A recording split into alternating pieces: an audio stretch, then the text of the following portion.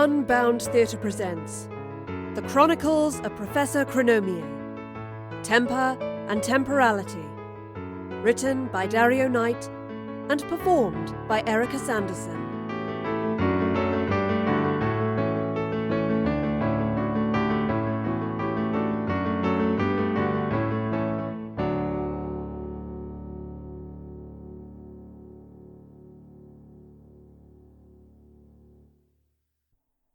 Chapter 2. The Web. The uneasy stillness inside the dark chamber ended with the hum of a sliding door, which cast a stark light across the interior from the corridor beyond. Just for a moment, as a tall silhouette stepped into the room, the outline of a throne was visible, until the door slid closed and plunged it back into the gloom. Undeterred by the dimness, the room's sole occupant instinctively stepped across the metal floor and pressed his hand against a glass panel. It flared around his handprint. Then, with a chime of recognition, a steady hum rose around him. The single circular wall of the chamber began to glow. A delicate trail of pale blue light spread across it, marking out a pattern suggestive simultaneously of a floral print and an astral map. Editor Ravel had stood in such a chamber many times, but even he, in his imposing, brooding way, could not help but stir at the prospect of the work ahead of him. He stepped across to the throne, an enormous bulky chair with a high back and arms covered in glass screens containing touch-sensitive controls. It stood not far from the wall, the sole furnishing of the cylindrical room. At the centre of the chamber was a sunken level of floor, a foot deeper than the walkway surrounding it. Ravel calmly took from his pocket a large glass coin. It was rounded at the edges, and within it seemed to stir a web of energy, tendrils of purple matter winding and turning inside a sealed glass petri dish. He looked into the coin with a satisfied smirk, then held it out over the seat of the throne. Immediately the walls of the chamber began to change colour, the light blue pattern becoming darker until it matched the contents of the glass disc. "Dataform identified," hummed a soothing voice that filled the room and made the walls flare. The disc levitated out of Ravel's hand and rose until it hung in the air just above the throne, turning slowly and catching the light of the walls. The voice rose again. "Connection established." "Good girl," Ravel replied. He looked down at the sleeves of his dark crimson tunic and popped the cuffs, allowing him to pull them back and expose his bare wrists. He made sure the rolled sleeves were arranged neatly on his forearms, then breathed slowly and stood before the throne. The glass disc hovered at eye level. He looked into it for a moment, watching as the purple mass inside grew and reached for the edges of the container. "All encryptions bypassed," the voice informed him. "Total access achieved." "A clean job.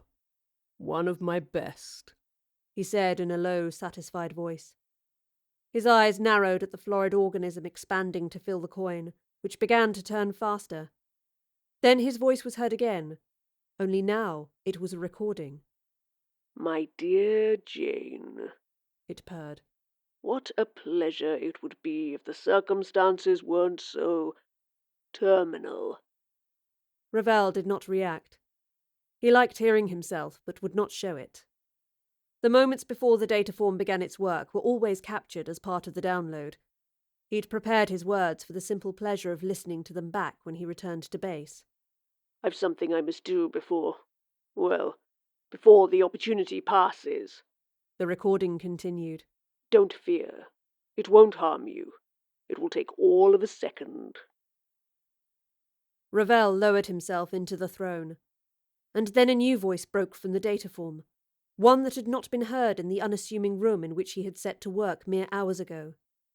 "I deny you," it warned, racked with pain but fierce and determined.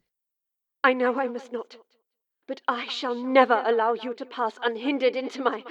No, no." The woman's defiant protestations faded, and Ravel smiled. Most subjects were barren of the mental wherewithal to register new thoughts on the dataform. This one had been a prize indeed. The glass coin span ever faster, until the purple energy within resembled a sphere of light burning above Ravel's head. He stretched out his forearms, and from inside the heavy arms of the throne 2 cradles extended.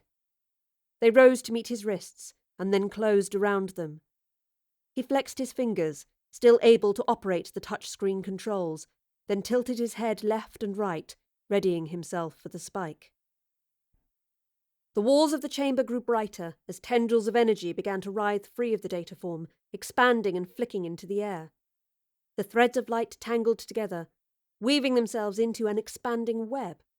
Suddenly, a thick bolt of power scythed downwards and into Ravel's skull.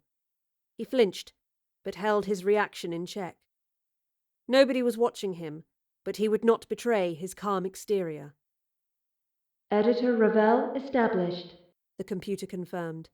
Access granted. Loading interchange interface. The dataform crackled and more bolts of energy erupted, this time racing through the air to the middle of the chamber above the sunken deck. They stopped in the dead centre of the room, and a golden orb began to form around them. Inside there were moving images, people and places, scenes and situations. They swam across the orb's surface before sinking into it as a new fragment emerged. Ravel shifted ever so slightly, the faintest trace of apprehension crossing his brow. He'd done this countless times, but this felt different, larger, more complex, full of greater potential. This would be the making of him. He smirked. "Begin the partition," he ordered. "Extrapolate the divergence." The globe, having expanded to be as wide as the sunken section of deck, started to transform. It was no longer smooth. Images on its surface began to separate themselves, creating orbs of their own and detaching like bubbles. Within moments, there was no single ball, but a cosmos of smaller spheres hovering around one another in the middle of the chamber, the purple threads of the data core snaking between them. The throne emitted a low whir, and the walls changed hue again, reverting to the pale blue colour they'd been when Ravel had activated the control device. Extrapolation complete, the computer confirmed. For a moment there was an uneasy peace, as though equilibrium had been established. Ravel sat in the throne, the data core energy still reaching down into his head. He looked at the mass of golden bubbles before him, set against the blue pattern on the walls and surrounded by the vivid data core energy. The spheres looked as though they were caught in a web, at the heart of which Ravel sat like a ravenous spider ready to feed. Possibilities, he growled to himself. But which to choose? He closed his eyes and breathed deeply but silently. The purple tendril linked to him strengthened, full of power. This boost of potential travelled up to the glass disc still spinning rapidly in midair, overtook the hub of purple energy surrounding it, and then shot across the chamber along every thread of the web ensnaring the golden orbs. All of them, thought Ravel to himself. I shall have all of them.